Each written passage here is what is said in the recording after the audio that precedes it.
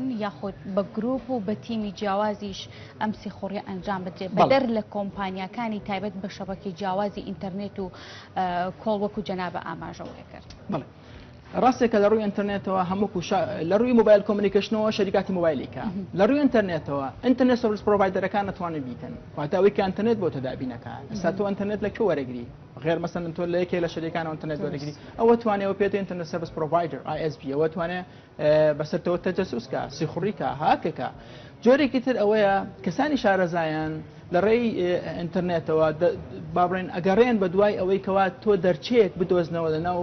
سیستەمەکەی توە ناو کۆمپیوتەرەکەی توە دەرچەیەک بدۆزنەوە بۆی لەو ڕێگەیەوە بتوان هێرشکەنە ناو کۆمپیوتەرەکەی تۆ کەواتە ئەگەمان لە ڕێگەی ئینتەرنێتەوە بزانین چۆن هێرشەکان نەکرێن. ئێمە لە ڕاستیە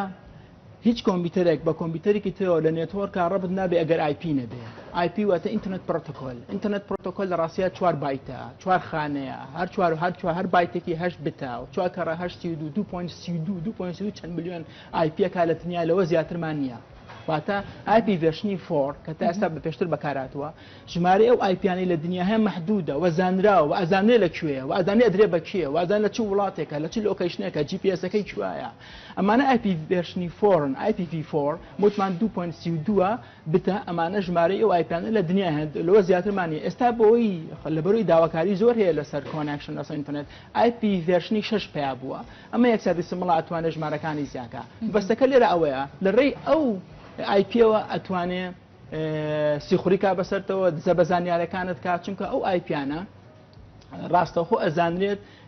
لەکوایە شوێنی لەکوایە و ئەوانیان هاکەرەکانیان دەرچێگە دۆزنەوە لە ڕێ ئەو IPیانەوە دێنە ناو کۆمپیوتەرەکەیتەوە ئەمە جۆرێکە ئەوەی کە شارەزاکان ئەگە ئینتەرنێت سەرڤیس پرۆڤایدەرەکانێکە شارەزاکانێکن بەڵام کەسانی ترێ بە شێوەی گروپ چیەکەن بە شێوەی گروپ کاتێک کە تۆ ئەتەوێت کۆنێکت کەی بۆ سایتێ بگەڕی مەسەن تۆ ئەڵێ لە من لە لاپتۆپەکەمە لە ماڵەوە دانیشتم ئینتەرنێتم کردوێتەوە ئەمێ مەسەن بۆ نەبنووسم NRT08062020 سایتی NRT بکەمەوە لە ڕاستیە سایتی NRT08062020 ئەمە دۆمەینە ئەمە شتێک نییە بەم ناوە بەڵکو چییە لە ڕاستیە NRT08TV پبلیک IPێکی هەیە ئەم IPە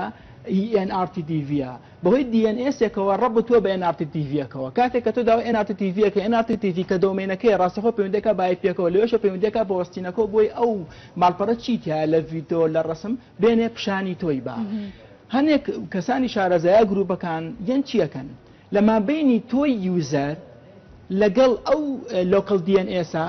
یەن شتێک دروستەکەن وەهمە مثلا کە تۆ نووسی NRT-TV ئەوان ئەینەن NRT-TV بۆ دروستەکەن بەڵام NRT-TV نییە واتە ڕاستەخۆ کۆنێک نابێ بە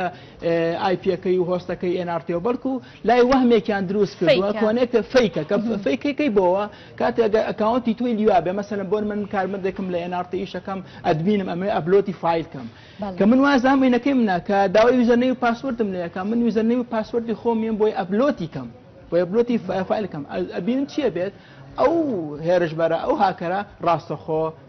یوزەرنەی و پاسوردەکەی منە بە ئەوە چێ لەولاوە ئەچێتە ناو سایتەکەی منەوە هاکیەکە و ئەو شتی خۆی بوێ لە سایتەکە دانێ و چۆن لەم دایا چەندین زانکۆ هاکرا چەندین ماپەڕی دەستگاکان ناگەکرێ چۆن ئەمریکا هێرشەکاتە سەر چین چۆن سین وەڵامی ئەوواکە ئیلا دیارە هەندێک نوێتریش